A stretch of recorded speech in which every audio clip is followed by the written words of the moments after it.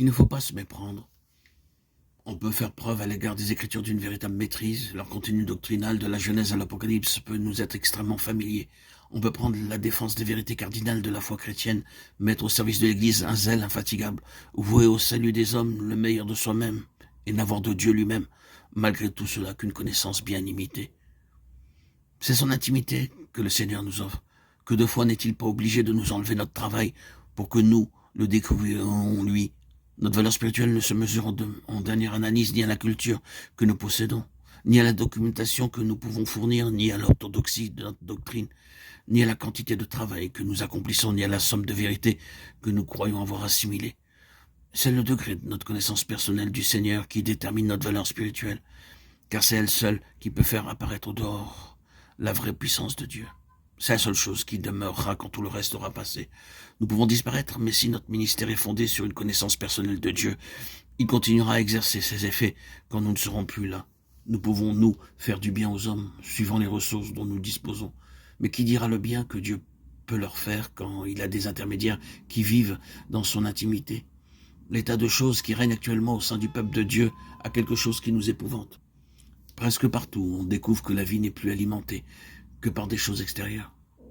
A-t-on besoin d'un conseil, d'une direction, d'un secours matériel, d'un éclaircissement spirituel, d'un renouveau de vie pour l'âme ou pour l'esprit? On ne sait plus trouver ces choses sans courir de droite et de gauche à la recherche de l'homme ou du livre qui pourra nous les donner.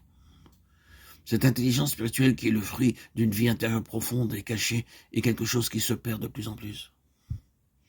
Il n'est pas surprenant dès lors que l'ennemi étend de voies d'accès pour accréditer ses séductions, ses contrefaçons, ses fausses doctrines, jusqu'au cœur de la place.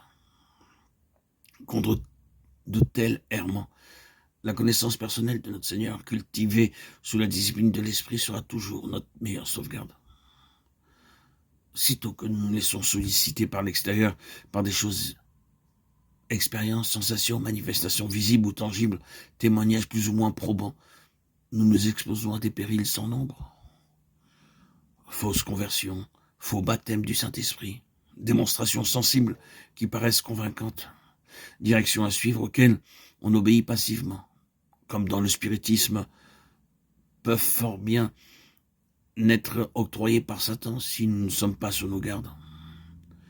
Puis quand nous ne sentons plus rien, il vient au-devant de notre perplexité en insinuant que nous avons probablement commis le péché contre le Saint-Esprit. Que cette suggestion trouve crédit dans notre pensée, c'en est fini. Pour ceux qui se sont ainsi laissés séduire, toutes les promesses de la parole et la vertu du sang de Christ s'évanouissent. Et ce n'est peut-être après tout qu'une affaire montée de toutes pièces, un mensonge,